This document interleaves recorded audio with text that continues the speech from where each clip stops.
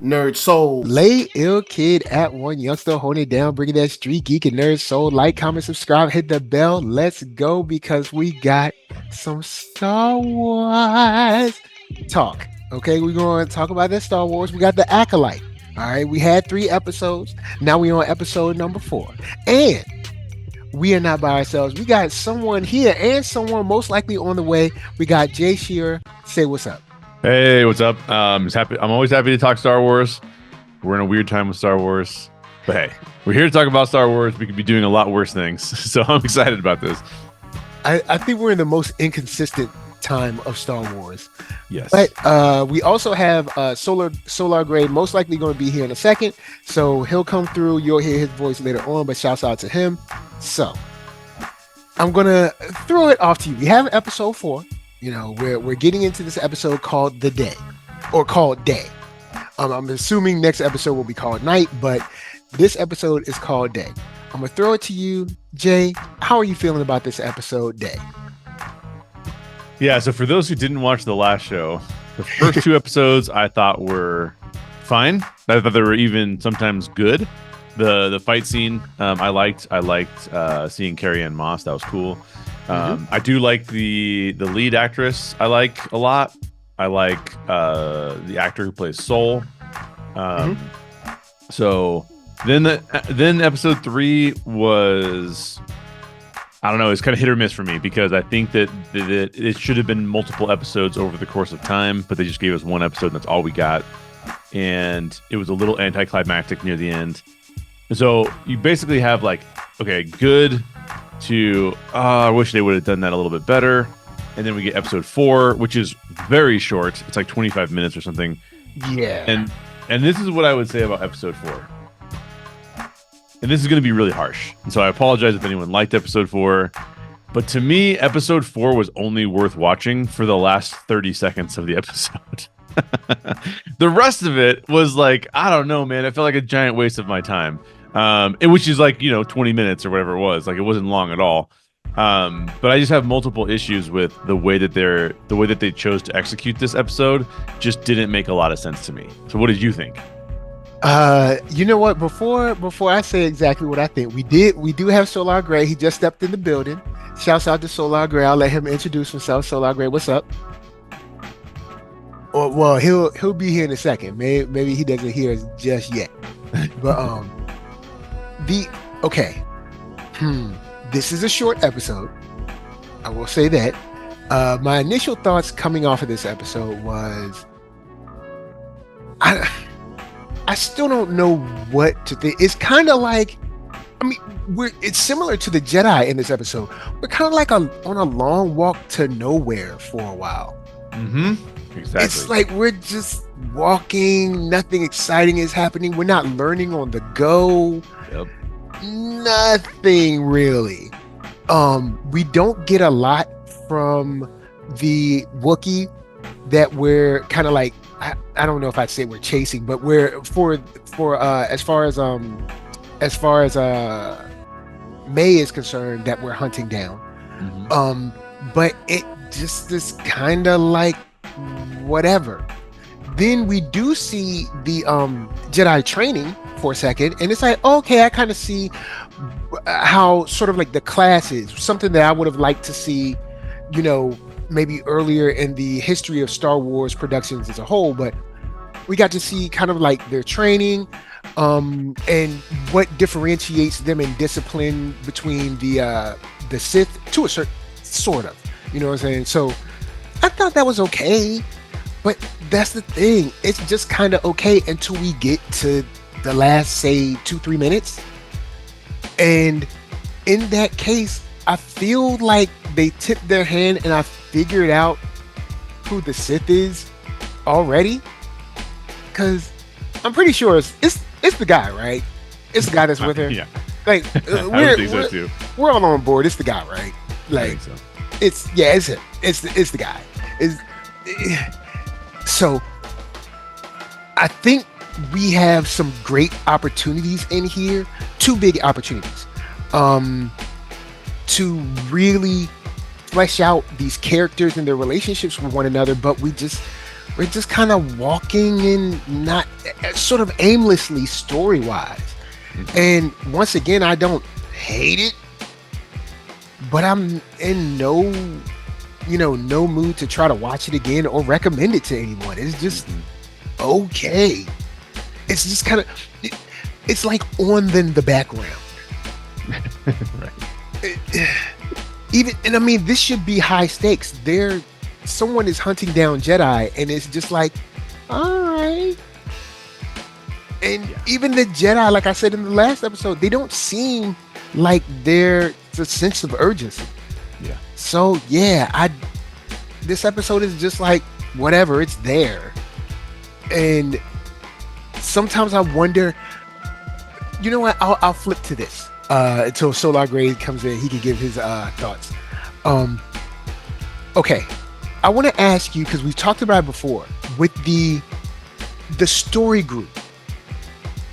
What is the purpose of the story group if the episodes aren't feeling cohesive? Shoot, the universe to a certain degree isn't feeling cohesive. Now, the good thing is that we've gone 100 years in the past, but I'm gonna throw it to you. Do you feel like, does this show give you the impression that there is somebody with an overarching guiding hand on the storyline and what we're into? That's a good question. Well, no, it does not feel that way, and here's some of the reasons why. Right? You were mentioning like there doesn't seem to be a lot of tension or conflict, and that's what's making the show boring, in my opinion. Like, so I'll be a little bit more harshly critical of it than you are, just because these are the things that I care the most about as someone who is like trying to write and craft my own stories. Star Wars and Lucasfilm have like as much resourcing as any other creators on the planet. They have everything. Yeah, they have everything. It's not like they have to be like, oh, we gotta scrape together a few things here to try and make a show. They have like almost unlimited resources to be able to do whatever they want to. And I mean, I've referenced this on other shows, but I'm working on a book right now. But the book that I'm working on is like on weekends, after work, after podcasting, after dealing with my son and my wife, but they have like all day, like they have like 8 hours a day to do whatever they want with the story. But go ahead. And millions of dollars to hire people on who can help them do it. You know what I mean? Like, so, okay, so let me just break down a few moments, and then I'll answer your question more directly. In the beginning, Osha goes to Daphne Keene's character. I can't remember her name. And they have a conversation, and Osha's like, yeah, basically I'm going to go back home, right?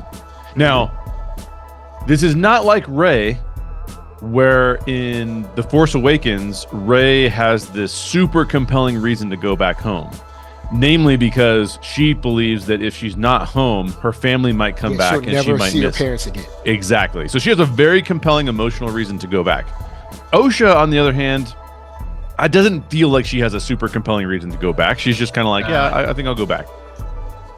Then there's this scene in the high command area of Coruscant Temple where they're like, look, it's a scene where basically they're going to go against the High Council. They're not going to tell the High Council what's going on.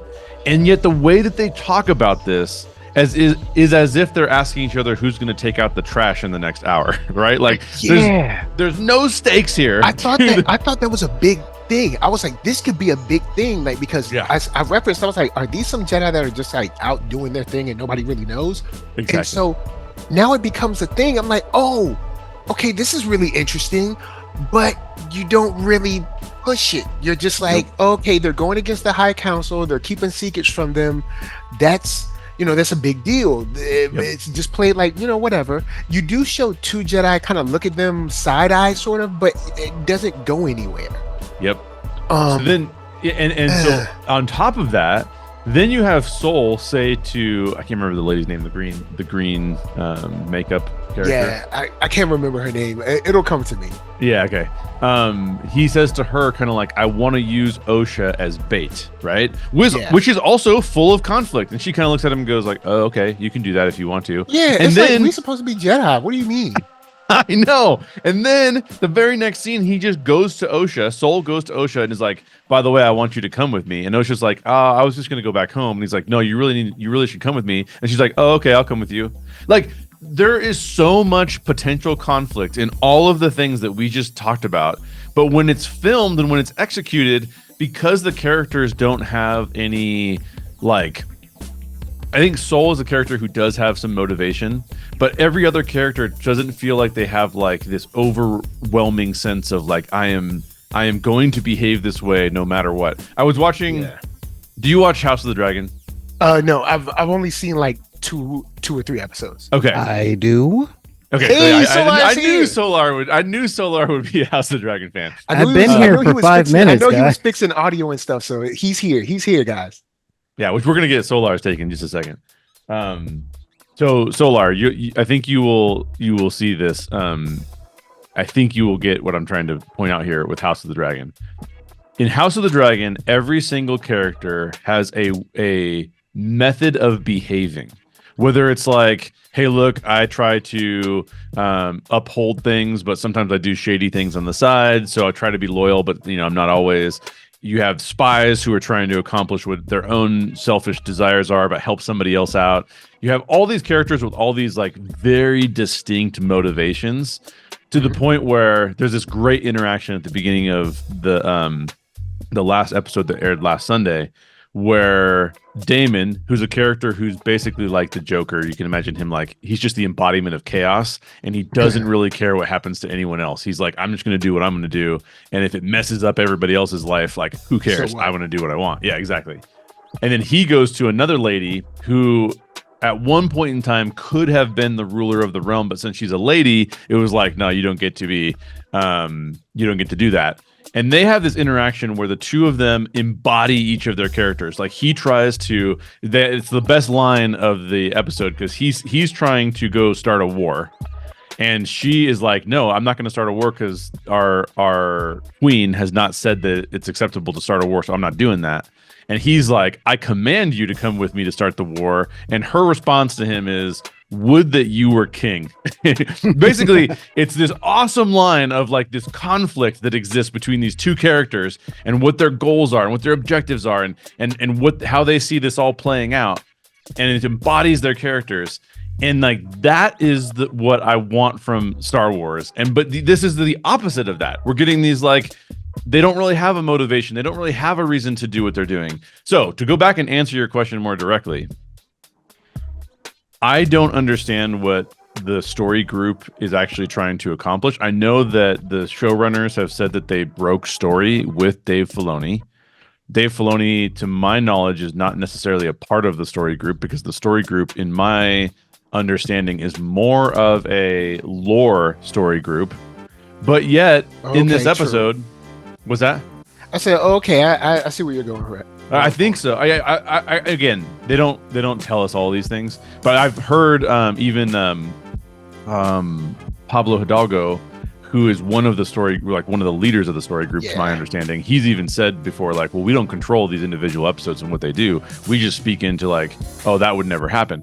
Here's the problem with that. If you go out on YouTube today or go out on Twitter, that was what is his name? Ki-Adi-Mundi. That was Ki-Adi-Mundi. It was stated that it was Ki-Adi-Mundi, and Ki-Adi-Mundi is in the prequels and saying the Sith haven't been around for 1,000 years. And this is only about 150 or 130 or whatever really? Years before. Yeah. I'm thinking it's just a dude that looks like him, of his same species or whatever. Yeah. So, bruh, who? Man, okay. You know what? I'm gonna let it go, because I know we got Solar here. Solar, I'm gonna throw it to you. Since we gave initial thoughts, give me your thoughts on episode 4, and then we can go on and get into it. Wow. Yeah, wow. I'm gonna need to be quiet more of these recordings. Y'all got some things to say. Episode 4 reminded me of the beginning of a Kendrick Lamar song. Yeah, specifically, loving you was complicated. Loving you was complicated. Loving you was complicated. Because All in all, I like the show for what it is, which is, hey, Star Wars tries to do a kung fu show. Okay, I watched Kung Fu with David Carradine back in 1983. Oh no, not that one. Yeah, hey, you know what? I need to set context for why my standards are in a different place. Okay? Because I lived through the crap. You know, as much as we all love talking about Master Wu and the Flying Guillotine, watch it. Its fight choreography does not hold up to modern standards. So that being said, there's a lot of expectations that are on this show that are not being lived up to, and I'm still questioning whether or not the majority of the expectations are reasonable. Okay. I can only speak from my expectations, which is I ain't expecting much. And I am receiving it in abundance. So this episode was interesting. This show in total is a major sufferer of the show don't tell problem.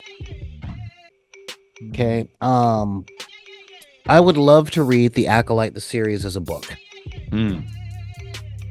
Because every character is vomiting exposition at every moment. You know, it's like watching a Tyler Perry movie. Oh no. Am I wrong? Is Tyler Perry not the writer that goes, but you are a strong, independent woman who was educated at Harvard and now runs a multi-million-dollar corporation all on her own? You know what? You just made this show so much better because I imagined a Tyler Perry produced Star Wars TV show. And you know what? This show ain't that bad. It's not that bad now. You know? Because, I mean, seriously, what about the attack on the Wookiee? Well, we're not sure where the Wookiee is. And instead of reaching out with the Force to communicate with him, we shall send a party to go get him. Well, thank you for letting me know what's in the script.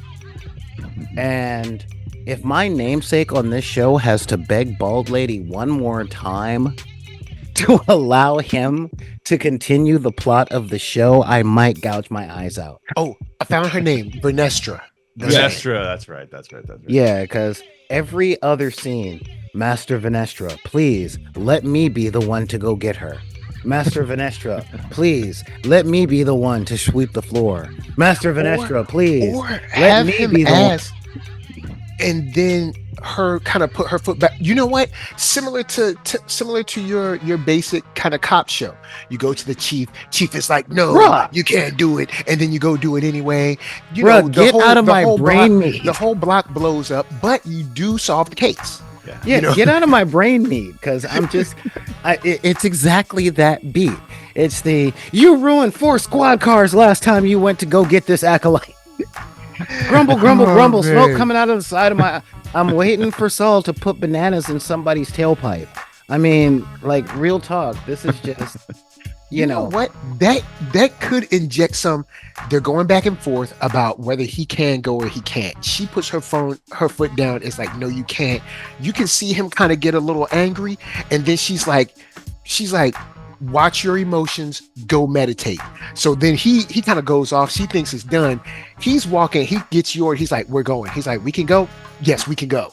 And then it's like, oh, okay, we got a little something going here, but yeah, I don't know. Yeah, no, seriously. That is very much the vibe. Like, it's given this, and that's one of the problems that this show is suffering from. With on one hand, it's a kung fu flick. On another hand, you get the cop movie thing, which is funny since, you know, Beverly Hills Cop 3 or 4 is coming out soon. Oh yeah. And you know, it's like they're trying to get they're trying to make this Jedi kind of the renegade cop of the Jedis, which is not a very good call for 2 reasons. One, Qui-Gon did it better. And 2, they're running Jedi like Vulcans. And I think that's what a lot of people have a problem with this show. Is I know everybody in here is a Star Trek fan. Let's just be real.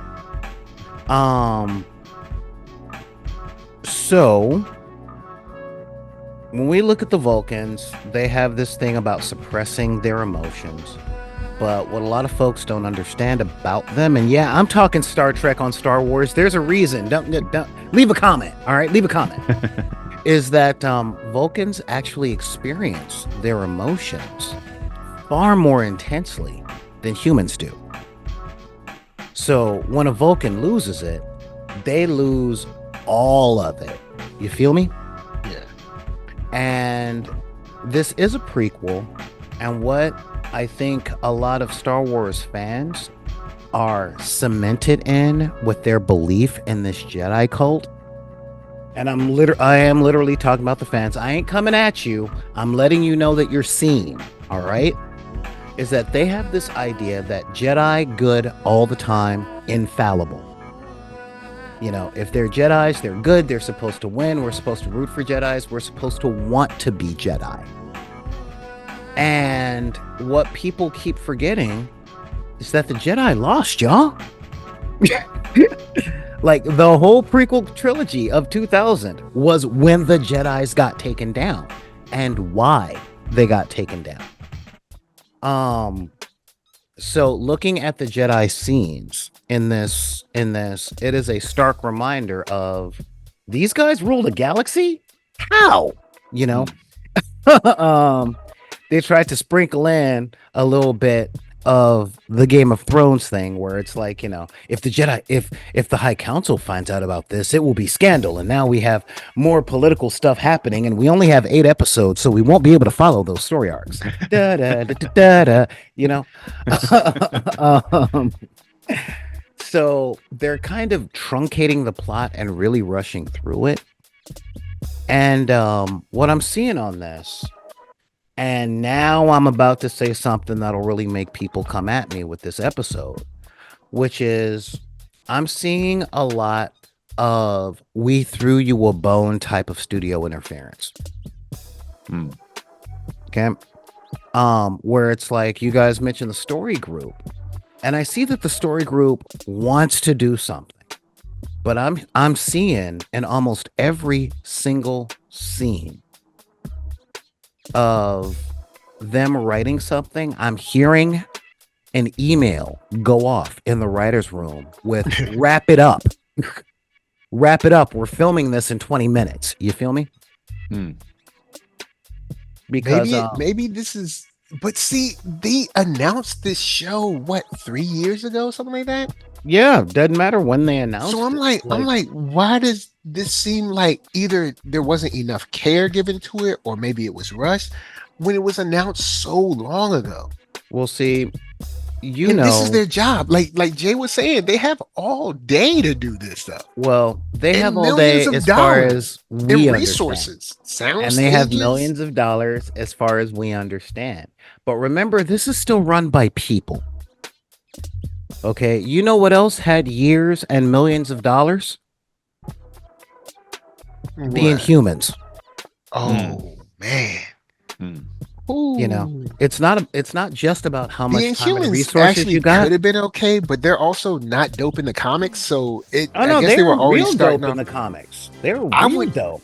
No, I don't really care about Black Bolt, Medusa, Karnak.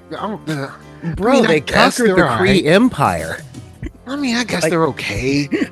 But the thing is, it doesn't just matter how much time and money you have. The most important thing is who is deciding where that time and money is going, and do they believe in this? And this episode, or is this just another one of the things where it's like, hey, we have a streaming service, so since we have a streaming service, we need content. Yeah, bro. Why was the Corman Fantastic Four movie made? Star Wars, let me help you once again. You're running the 3rd series now. you have a comic book series that you can animate similar to the way DC does. And the comic book series is about one of your favorite money characters, Vader. The Vader comic has been choice. The first one, the second one, and now the third one, all of them have incredible runs that you can animate and put straight on the site. There you go. You don't even have to pay me. Just make it, all right? And just don't make it bad. Like, okay. All right, let me ask you guys about this because I've been thinking about Yord.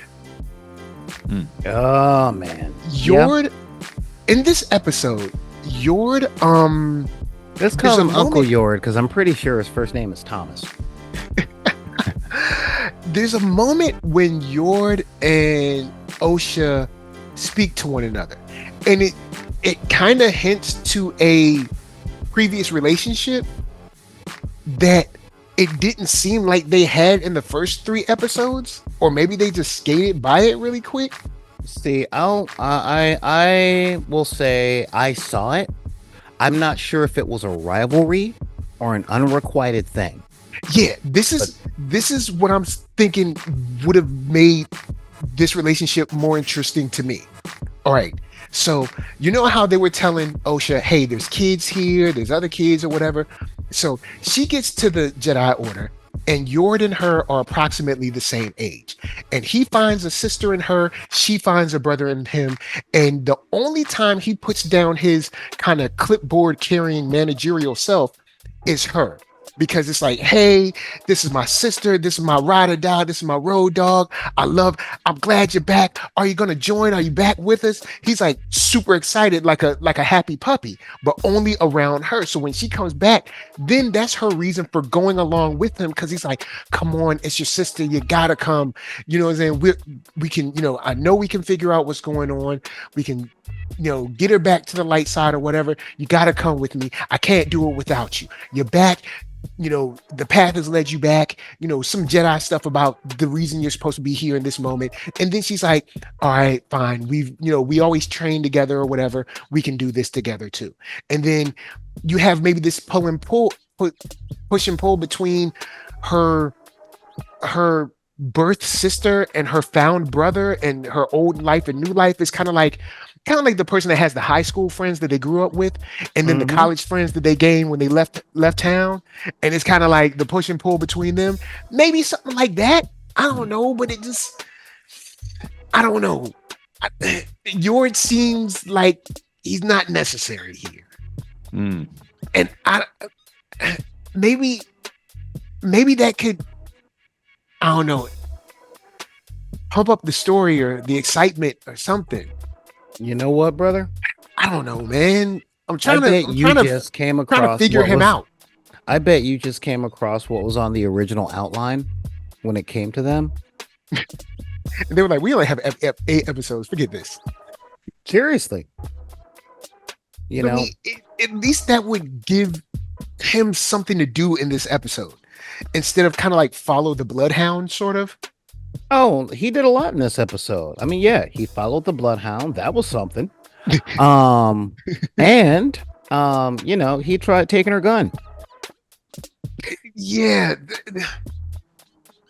Even in that, if you have the brother and sister relationship, it's kind of like, Osha, why do you have that? And she's like, he's like, you were trained to never rely on that. You don't need that. And she's like, are you going to let me have a lightsaber? Well, I don't know if you can have that. Maybe something like, something like that, where, I don't know. They hint to this relationship where like maybe they were good friends, but it doesn't seem to go anywhere. And he's just kind of stoic, but like stoic because I'm stoic. But see, that's what I mean about them running these Jedi like Vulcans, because they're really pushing this whole stoic angle. Like everybody is, all right. So I know I'm talking about Marvel a lot, but one of the things that Marvel did really well was the concept of Zen with Iron Fist, Danny Rand in the comic book. Okay.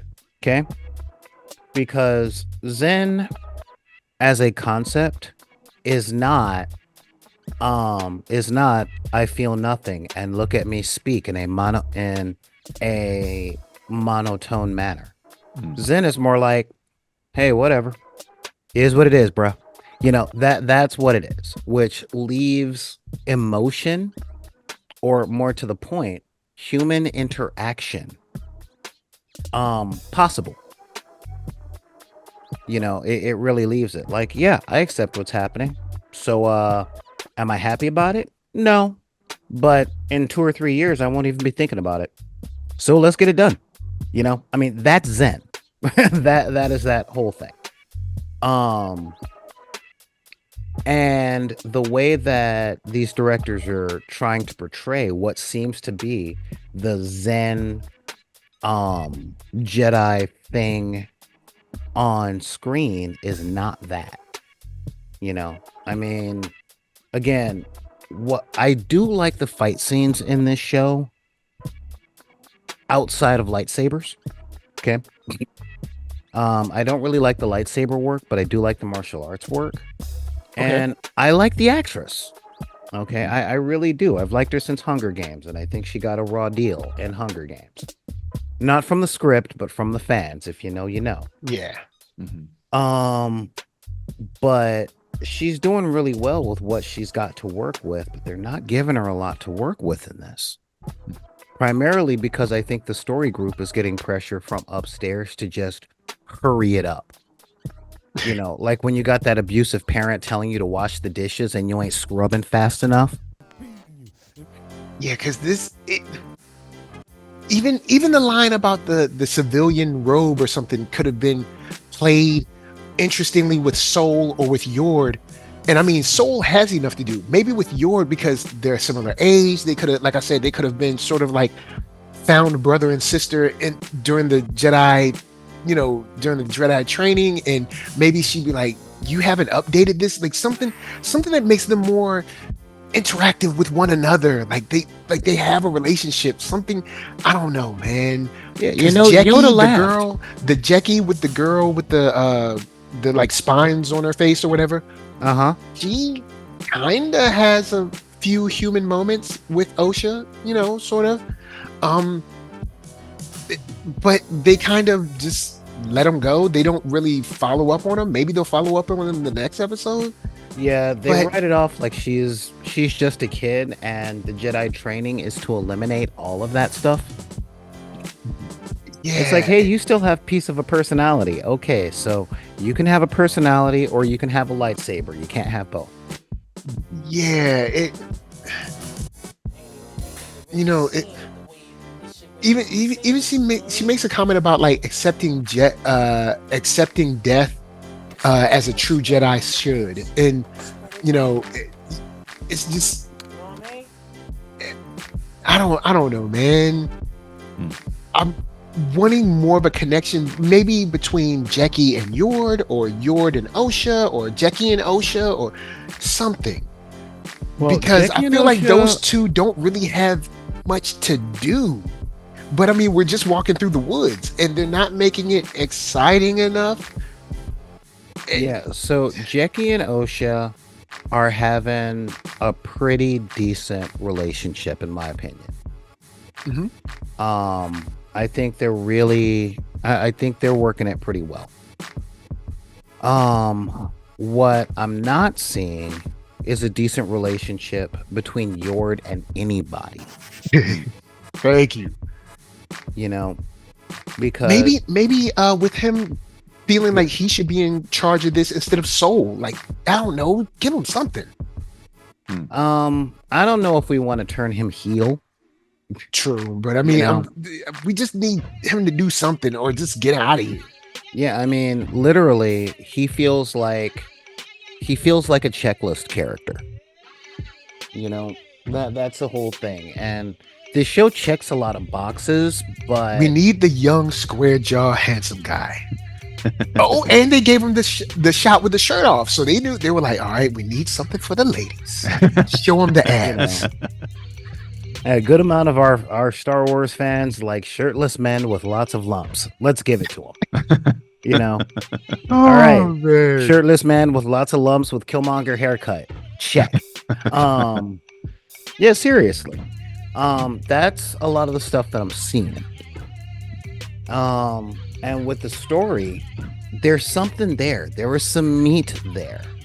But it seems like every time it's actually funny because I think, and no, I'm not hungry. All right, I already ate. But yeah, this movie or this TV show at this point is a lot like a cheap steak. You get a little good meat and then you hit fat, or you hit some gristle, or you hit some bone. And it's like, but the meat is well prepared. It's well seasoned. It's well cooked. You know, it's perfectly medium rare. I'm talking about the fight scenes, of course. And then the exposition starts, and that's just chewing fat. Just all right, fine. But I was really liking the meat back here. Can we get some more meat? You know, and then you get the end of this episode where you think you're going to get a little meat of some kind. And you chomp right down on a piece of bone. Yeah. Almost chip your tooth. Because it's like, okay, we have the appearance of the bad guy. All right. The bad guy is in super baggy clothing with a mask. Okay, so we still don't know who the bad guy is. Even though we pretty much know.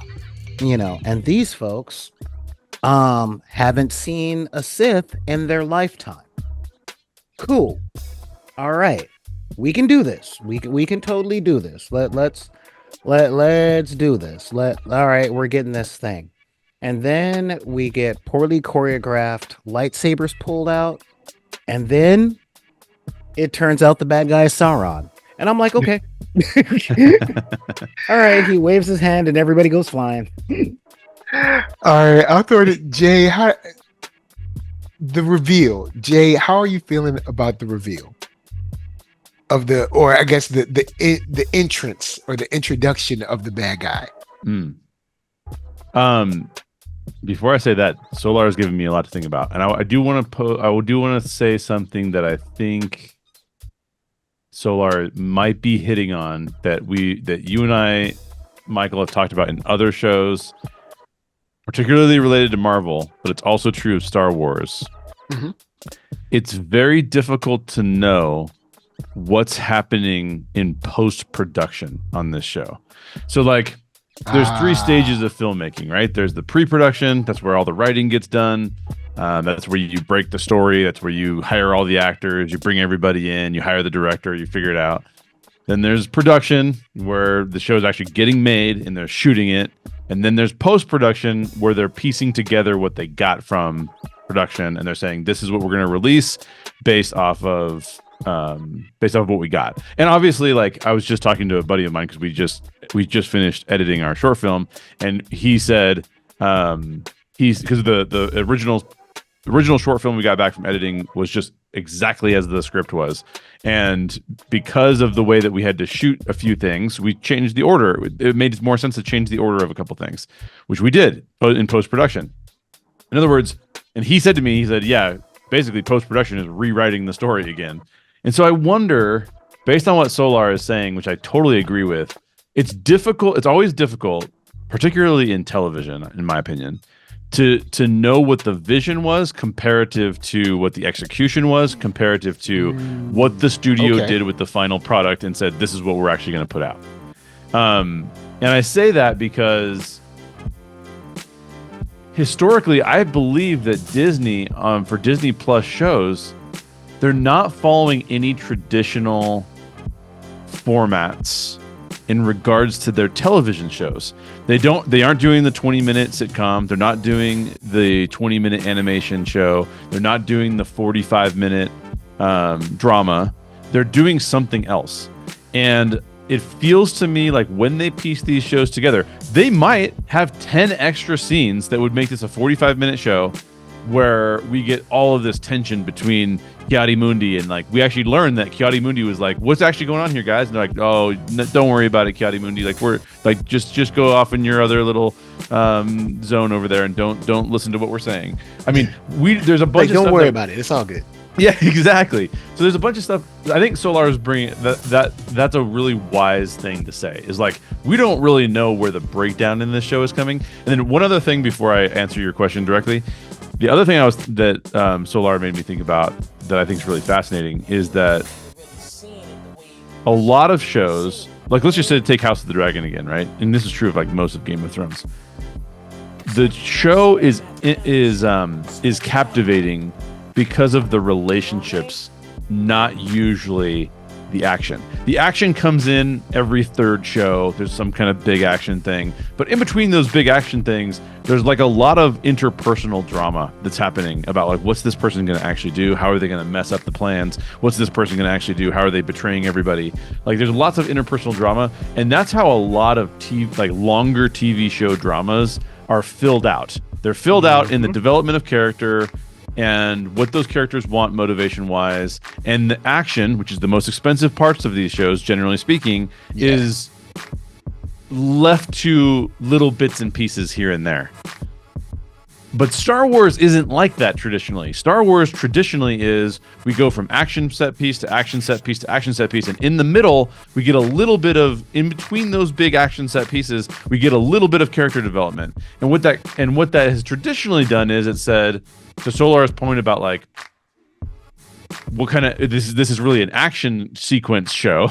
it's like what that traditionally does in like a film is it basically says that we have to then fill in the information ourselves for the development of the character and for all of that conflict. And so we kind of go like, okay, you gave me the conflict in terms of like actual action-oriented conflict. Then you give us these little pieces in between that where we start to develop the character. Some of the character development happens in the action too. Mm-hmm. And then we get to these TV shows and it's almost like, well, we can't do that many action pieces, or we can do like one or two an episode. And it feels like we need to have the meat coming from somewhere else. It feels like it needs to then come from the character interactions. And it's almost like they're going, nope, that's not what Star Wars is. Cut out all the character interactions. And then you get these but then when you do that, by the way, you have to have exposition, because at that point, there's the subtext. Subtext is like, you can't give people like one bit of subtext and have them understand it. Like you build subtext on top of itself for multiple scenes. Or you just go out with the exposition and say like, I think I'm really upset with you. You know what I mean? Like, okay, now I understand that. You could have done that subtextually for 15 minutes, but if you only have 30 seconds, you have to just tell the audience like that character is upset with that character. Right. So, but you can do a look like similar, like you can fake action too, where just like slamming someone up against the wall and holding your forearm to their neck, it's action, but it's not a whole scene. You know what I'm saying? So you can do small things like that where it's like, oh, whoa, things just popped off, but it's not, it's not a full, flipping over tables and jumping and, You mean like black out somebody's eyes and make them fall to the ground without raising your hand? Yes, you can do things like that. Or like I said with Vernestra, they could be arguing back and forth, and maybe he reaches for his lightsaber because he's already angry with her, because in the first episode when she came to him, he did an eye roll before he turned around to me and let us know, okay, so he's not feeling her for whatever reason. And then her look and be like, I know you didn't, just go meditate. You know what I'm saying? Like that. You know what I'm saying?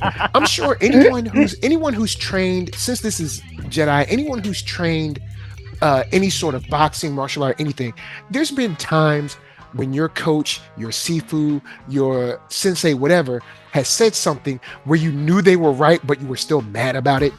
Yeah. Like, you're like, no, you're doing form number 2. I want you to go back to form number 1. And you're like, I don't care about form number 1. I want to do form number 2 because I'm advanced. Like, yeah, that's exactly why you're doing form number 1. And it's like, go back to form number, and you're like, but you're like, fine. Form number 1 is the foundation of everything. Fine. And you go and do it, but you're not, give us, I don't know, man. There's ways you can fake action, or not really fake action, but you can give us some intensity where maybe someone isn't punched, but like you said, you can make their eyes black out, and that doesn't take a lot of special effects. You just have him fall to his knees, and you don't even need a stuntman for that. So is just something, man.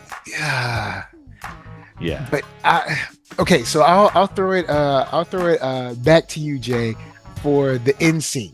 Yes, the end scene. That was because. How are you feeling about the reveal or the introduction of our Darth whoever, or if they're even calling each other Darth? Well, yeah, they were calling each other Darth at this time. Yeah, I think I totally get Solar's like pulling out the lightsabers thing. There's several things that I could complain about here, and I'll point out the things that I think are a little bit awkward. However, that was my favorite scene of the episode. Now, why was it my favorite scene of the episode? Because to me, they filmed it as if they were filming something of consequence, and they haven't been doing that much with this particular show. I think there was a little bit there in the opening episode where we got the Carrie-Anne Moss scene that felt like it had consequence to me. There were moments of episode 3 that felt like they had consequence to me, and then this moment feels like it has consequence. Like they filmed it as if it was like, look, now my complaint would be they kind of rushed everything else to get to that moment, and they didn't develop anything else to make that moment even more special. But that moment itself was pretty cool. Now I've heard other people complain, like, one of the famous YouTubers was like, so I guess they're flying now. And I was like, I mean, come on, give him a break. Like that guy could have used the Force to slow himself down as he was jumping out of a tree or something, right? Like that. I think that complaint doesn't really sit with me all that well. I think the scene was filmed in a very cool way, particularly with the Sith person floating down behind Osha. That was cool. The way they filmed that was well done. I think that there's a couple things that are awkward that lead up to that scene, but that scene itself was cool. So here's what I think is a little bit awkward. I thought that the scene where Osha basically like touched the moth thing, I can't remember what they're called, Umbra Shadows or something like that, and it came to life, and then there was some bit of conclusion there or hint there that they were drawn to the lightsabers, and that Osha had the ability to kind of interact with them through the Force to wake them up. Yeah. So it was a little bit odd to me that wasn't the conclusion of the episode, because I was like, wait, it seems to me like you just foreshadowed all of these things coming to life and attacking the Jedi because they had their lightsabers out. Which that leads to Solar's complaint about the way that they pulled their lightsabers out. I also would argue that there's not a second of hesitation with them. That's not very Jedi-like. Like usually Jedi are like, hey, there's an enemy. Like, let's not get crazy. Let's talk this out for a second. Because he's way too close to her. He could kill her before we try to do anything. So like, maybe even him holding up his hand behind him to the other Jedi, like, wait. She's way too close to him. She's in danger. Let's hold on. Yes. You mean the way that Saul made all of them handle the bug? Yeah, exactly. Exactly. Excellent point. I mean, seriously. Like there are very, very, very important bullet points that every sci-fi show has to hit. Star Wars specifically has to hit these things. Okay, you need a monster. All right, that was established in A New Hope in 1977. You need a monster. I don't some care. Kind of weird space thing. Yeah, something that says, oh, by the way, this thing's about aliens. Okay, you need an alien. And when you look at this episode, you get alien. Who's this guy? Oh, this is Sizzlack. He's a tracker. Okay, cool. We got our alien. You don't necessarily need an action scene, but you need dramatic tension. But that's a writing thing. Specifically in sci-fi, you need an interesting place to go. Okay, an alien environment, something that is Earth or more so, or not remotely Earth. Earth, or more so being places like Hoth, Yeah. Tatooine. It's look at this natural environment like a desert or a tundra and turn that up to 15. And we got that on. We can't afford Keswick, so we're going here with forest turned up to 13. It was no Endor, but it did the job. And now we need a monster. And most of the time, the monsters end up giving that sort of action scene. A great example of this was the Skull Island movie. Where they discover Kong and they're walking through that forest and stuff. And that was textbook phenomenal, like straight up, this is what you're supposed to do. By the way, that's not a tree, that's a bug leg, and the bug isn't noticing that it's stepping on you in the same way that we don't step on bugs. Subtext, environment, amazing stuff in a Kong movie. Yeah, Skull Island was crazy. It's the king, the king of like, we should not be here. Yeah. We should, like, once they saw that big bamboo leg spider, it's like, okay guys, we need to fashion some kind of boat, and we need we should not be here. All right, so mild spoilers. As soon as that tree came flying at one of the helicopters, it was time to turn around. It's like, hey, what is that coming? Oh, that's a tree. Oh my God, helicopter 3 is down. But again, we got that sci-fi, we got that fantasy thing, we've got every single piece that's put out. I didn't mind the pill bug. Actually, I thought that was, in my opinion, my favorite thing of the episode, especially when, and this is what really made me think about the direction, because when Captain Needs a Personality looks at Osha and pretty much says, don't touch nothing. She doesn't poke at it, she slowly puts her hand on the thing. And yeah, they kind of cleaned it up with I felt the presence of this thing. They kind of cleaned it up, but it wasn't a natural motion. And I'm like, yeah, it's a bug. It looks like a big pill bug. That's kind of neat. Or what we used to call when I was younger, roly-polies. Roly-polies, yeah. It's right. a roly-poly. And I was cool with that. I was very cool with that. What I wasn't cool with is, oh, by the way, look at how amazing the Jedis were. Because here we are, a giant flying bug. Now, half of me is going, you never just wake up one bug. Anybody that's ever had roaches knows what I'm talking about. However, I'll give that a pass because of budget and post-production reasons. Sure, there's a screen full of these bugs on screen. Okay, there's like one wrapped around every tree, and there's a lot of trees. However, it would have been a lot of CGI to give 5 or 6 of those bugs attacking the Jedi party. You know what? You could use that moment to, I guess, emphasize that Osha still has the Force.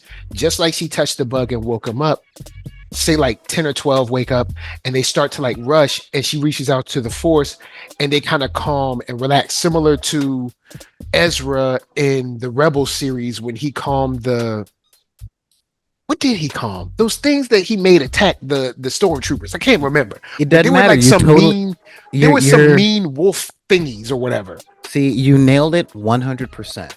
And this was their Watcher in the Water moment from Fellowship of the Rings, Okay. Because when you really think about it, they finally open the door to the Mines of Moria, and then they get attacked by a thing in the water. Now, the thing in the water cinematically was showing that Frodo has the ring, and the ring attracts trouble.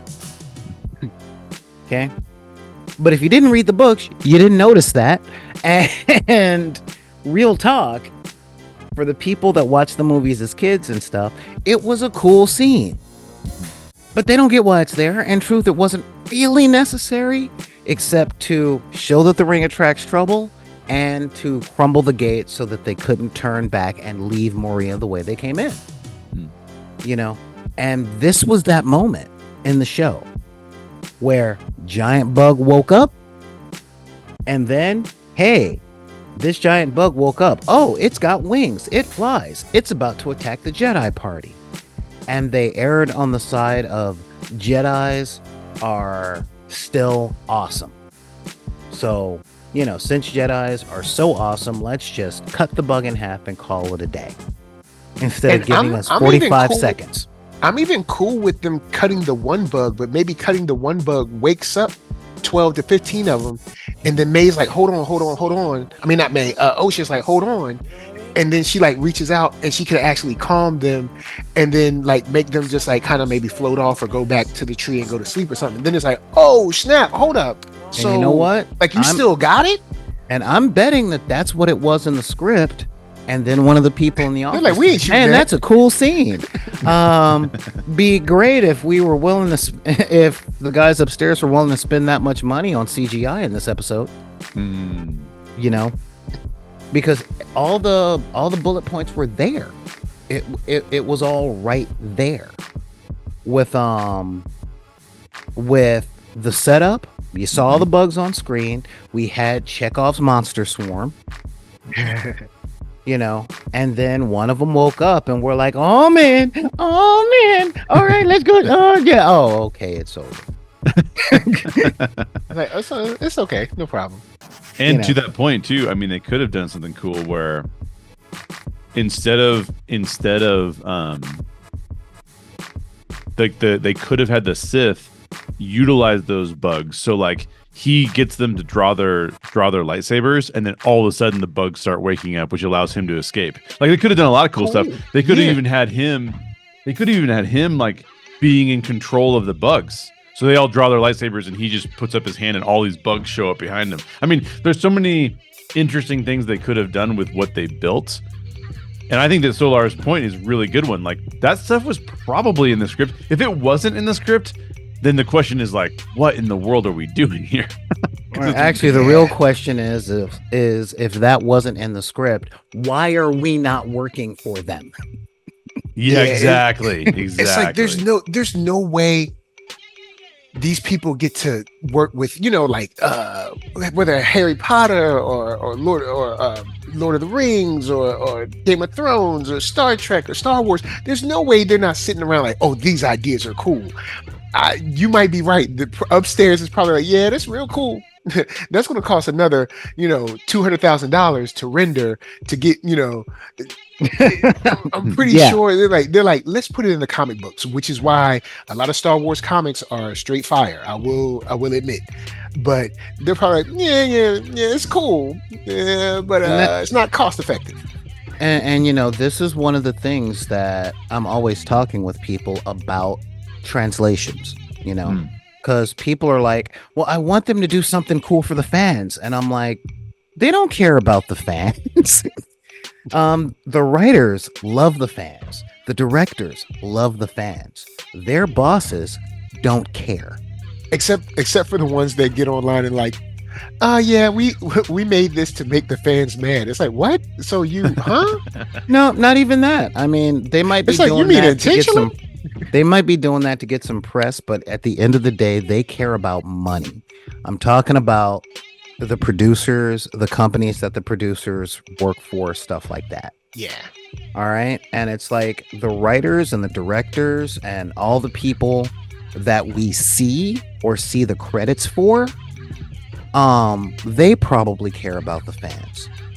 But, or should I say, the rich people care about the fans.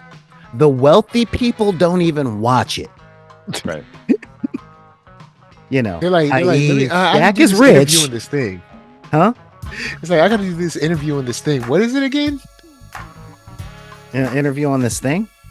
Yeah, he's got. It's like, I have to do this interview on this thing. What is it again? Oh yeah. Some show, whatever. Give me the talking points again. Yeah, exactly. It's like, what is it? Is it Star Wars? Oh, okay, Star Wars. Yeah, no, we got Star Wars. Yeah, lightsabers, the Force. We love the fans. All right, can I get back to work now? You know, yeah, that's probably what it looks like. Yeah, I don't know. I guess we ain't gonna hold you guys forever. So I'll throw it. Since Solar, you're already on it. Hit us with some final thoughts, and where can they find you? Final thoughts. My final thought is this episode is essentially set up in a story-wise manner at that crossroads that I talk about a whole lot. In the sense of this is either where the show really starts to go where it wants to go or falls flat on its face. Like there will be no in between. We got the flashback episode in episode 3. Now in episode 4, we've got the next part. We've got, all right, now we're going forward. We didn't cover the May story arc with the, you know what, I found my sister, I don't have to do this no more. You know, at least I didn't cover that part. So with the I don't have to do this anymore, I'm quitting and I'm going to the council. Yeah, that's what I'll do. And So in you truth, think they're gonna take you? you know, so I think that in and of itself set up for the next beat of the story.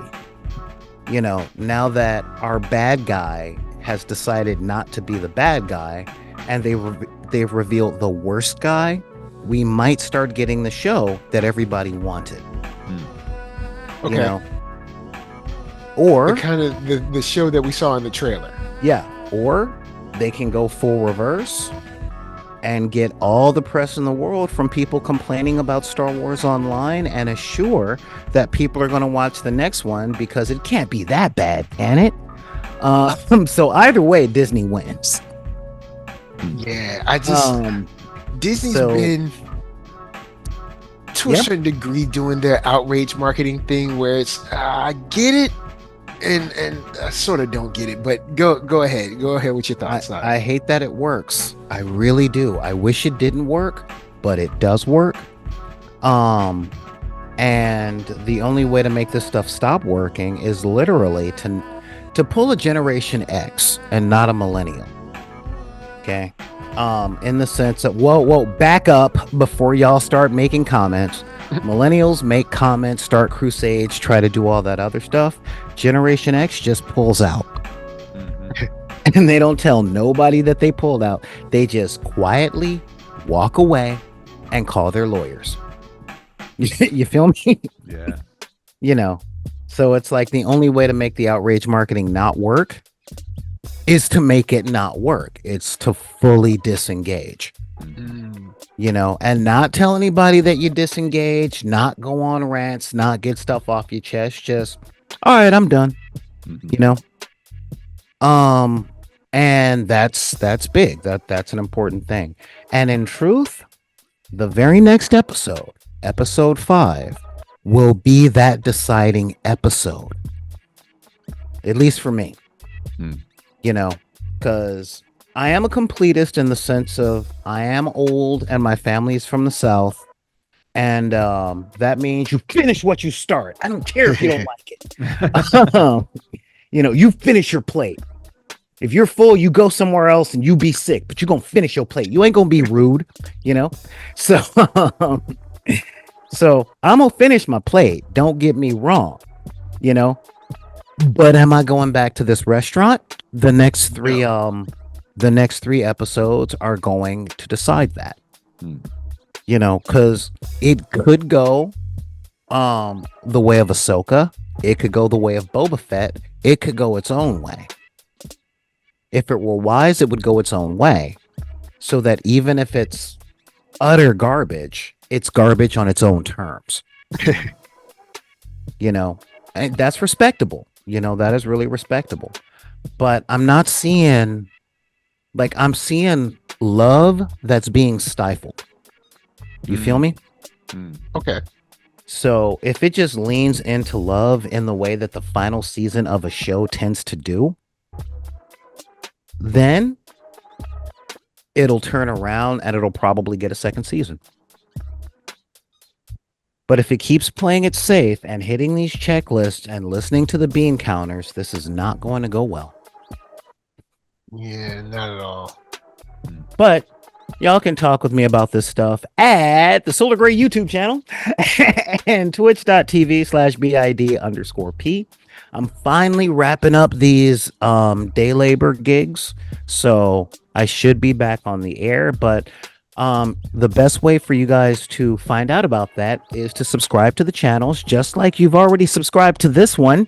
Hint, hint, nudge, nudge. So that you can get the announcements about when we're about to go on and what we're talking about. See, that's what I like. That's what I like to hear. Subscribe, guys. Go over there, subscribe, put down some comments, hang out over there, have a good time. So I'll throw it over to Jay. If you could, final thoughts and where they can find you. Yeah, so final thought is I think Solar is 100% right that the show is going to be decided by the next few episodes. This is kind of like the reverse arc of Ahsoka, where Ahsoka was like good, then it was great, and then it was kind of good again. Where this is like the show is good, now it's bad. I think it could be good again. And I think that I think it's just weird. I was looking up budgets while I was listening to Solar, and I was like, yeah, how much are they spending on these shows? And the number is astronomically high. It's like $180 million budget for these 8 episodes or whatever, $22 million per episode. Which is wild. That is crazy. Because what? Oh, keep going. I'll hold that to mind. Yeah. Well, it just makes me wonder, like, what is the overarching strategy here? Because to a certain extent, this is a whole different conversation, and I won't go totally into this, but like that's a movie budget, and the reason why TV show budgets are usually not that high, particularly because they're not making a bunch of ad revenue yet. They probably will over time, because we're all gonna have to watch ads on all these streaming services because they're realizing they can make money that way. But like, they're not making. So they're only making money. They're primarily making money off subscriptions. That subscription model has turned into, hey, they need to be profitable. I don't think you can spend $22.5 million on these shows unless it's getting new subscribers, not just getting watch time, but they have to have retention, and they have to know that they're getting retention, and they have to have the watch time. Those are the 2 figures that they need to have on these streaming services if they're going to keep this up. And when you look at like what people are watching, I mean, they can get away with a lot cheaper shows on a lot of these streaming services than these big tentpole things. So I don't know exactly what they're doing here. I'm not against this show, although this last episode, it wasn't that it was like I wasn't offended by the Kiadi Mundi stuff. Like, I realize that lore has a place and lore is really important, but I'm not a lore guy. I'm not the guy you come and ask like, hey, I'm the story guy. You ask me why these things don't work from a story perspective, I can tell you that. I'm not the lore guy. And so in episode 4, I think a lot of story elements that we covered, and some of the ones that we didn't cover, including the fact that May like changed her mind in a 30-second piece of time where she's like, all I'm going to do is please my master, to actually I'm going to screw my master over and do something completely different. And she made that decision in about 30 seconds. Makes me go like, What? I don't understand. Why isn't this a 45-minute episode? Listen, most Star Wars fans would watch an hour-and-a-half episodes. If you gave us a movie a week of Star Wars that was even just good, most Star Wars fans would be super stoked and they would watch the whole thing. So why are you cutting stuff out of these shows where very intense character decisions are made? I don't understand.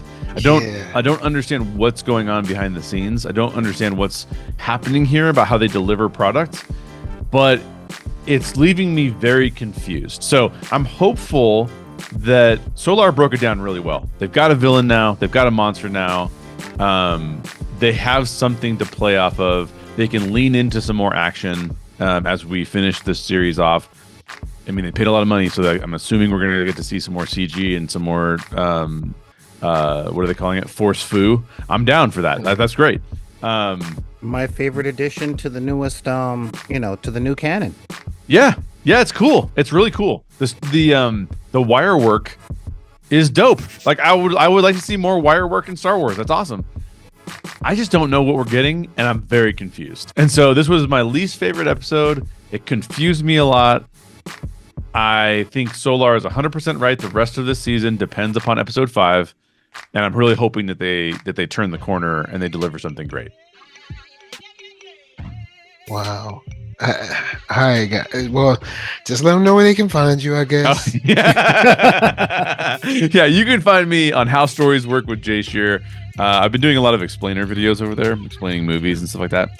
So you can check out those. My latest one was, I think my latest one, it was, what's the name of the movie? Sicario. I've explained Sicario. And that was then a the good next one. That was a real good one. That was an amazing flick. Yeah, that's such a good movie. Like, I like the way you broke down, even because you broke down apart from like the not the storyboard, but from the script, and like the part that was in the script that wasn't in the movie, and that helped explain a lot to me. When it went to the FBI agent, I can't remember what his name was, but the guy that he was kind of dirty, but he wasn't like with the CIA, but he was. Right. He was like the intermediary dude. Yeah. But yeah, sorry, go ahead. Yeah, no, that was a cool one. And then the one I have coming up is not so much that it is needing to explain the movie, because I think the movie is pretty self-explanatory, but the one I've got coming up this week is about Deadpool. So it's Deadpool explained, but it's a little bit more about like some of the story elements they're using and how they're using them. And so you guys can go check that out. If you're an MCU fan, this is now retroactively an MCU film, which is really weird. But it is, because Disney now owns now that Disney owns Fox, and they're creating Deadpool and Wolverine, and they're almost for sure tying Deadpool and Wolverine into the MCU. Now this is retroactively an MCU movie, where before it was a Sony produced movie, and so those don't always, they sometimes fall in the MCU, they sometimes don't. So no, Sony, Fox. Hold up. Oh, sorry, Fox. Fox. Yeah, you're right. It was Fox. But Sony and Fox have the same problem, right? Like Sony, for sure, you're never sure when it's going to be an MCU movie or not. All the Venoms are not MCU movies, but then you have a Spider-Man that is.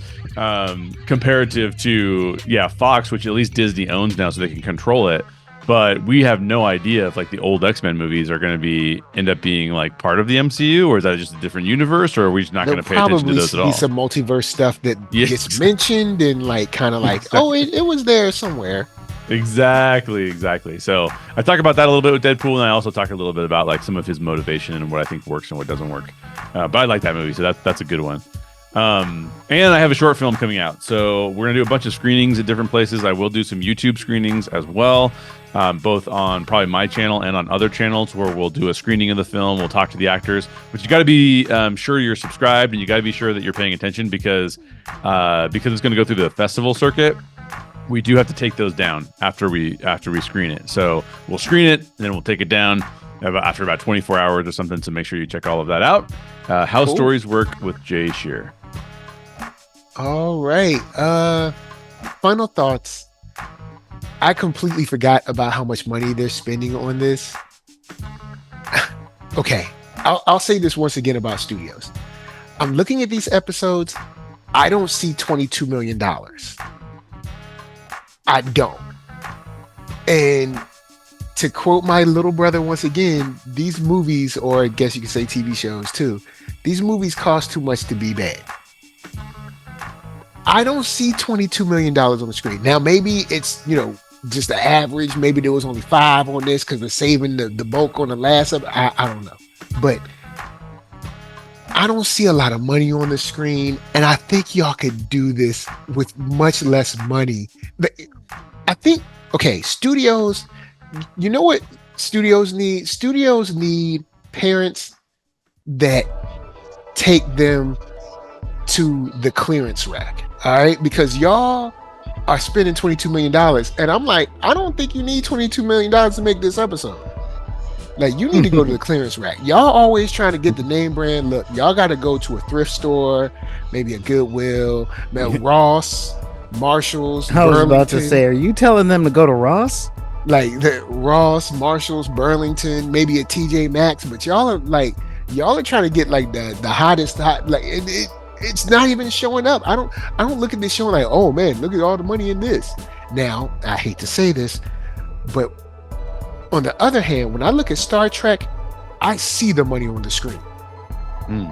So look, Paramount, even though I'm mad that they put Star Trek Prodigy on Netflix, even though it is getting a second season finally, but still, you look at Discovery and you can see the money on the screen. You look at Strange New Worlds, you can see the money on the screen. I'm not seeing that here, guys.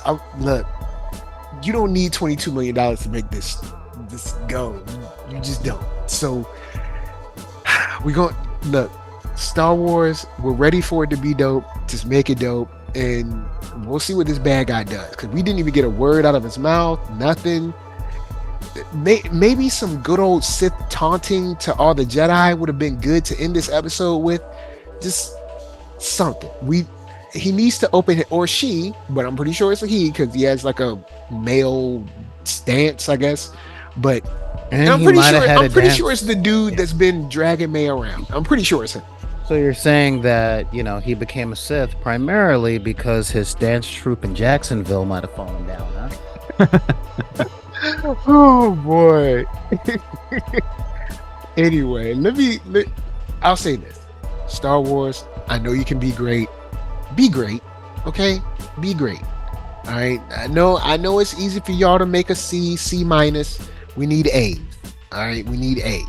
So NERD, SOUL, Facebook, Instagram, Twitter, TikTok, podcast, all that jazz. And until the next time that you are on Kofar and come face to face with a Jedi and or a Sith, wherein which your sister is looking out the window, looking at you, and apparently never calls your name out or anything, we're just saying peace. Bye. Later, guys.